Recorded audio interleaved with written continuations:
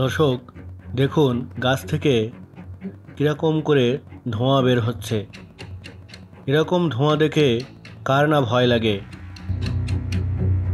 আমরা লোক মুখে জানতে পারি এই মল্লিকপুর বটগাছে এখানে নাকি গাছ থেকে ধোঁয়া বের হয়, আর এটা দেখার জন্য আমরা সেখানে যাই।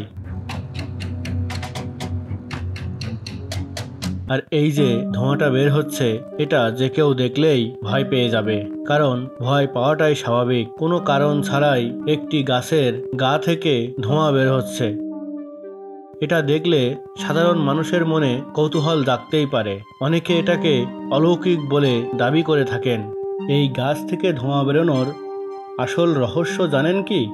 এই যে গাছের সাথে মৌচাকের মতো এক ধরনের মাশরুম দেখা যাচ্ছে, এই মাশরুমটি পাফবল মাশরুম নামে পরিচিত। এরা সাধারণত গোলাকার বা ডিম্বাকার হয় এবং আকারের দিক থেকে গল্ফ বল থেকে শুরু করে ফুটবল এমনকি বাস্কেটবলের চেয়েও বড় হতে পারে, বিশেষ করে জায়ান্ট পাফবলগুলো। এই মাশরুমগুলো যখন পরিপক্ক হয় তখন এদের ওপর চাপ দিলে বা আঘাত লাগলে ধুলোর মতো অসংখ্য স্পোর বা বীজাণু মেঘের মতো উড়ে আসে, যা দেখতে ধোঁয়ার মতো মনে হয়।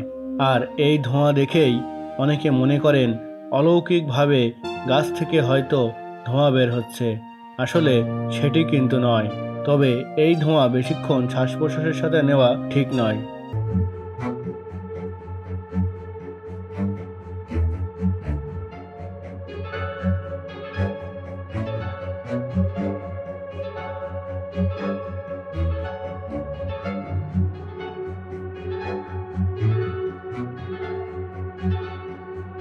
তো দর্শক, ভিডিওটি আজ এ পর্যন্তই।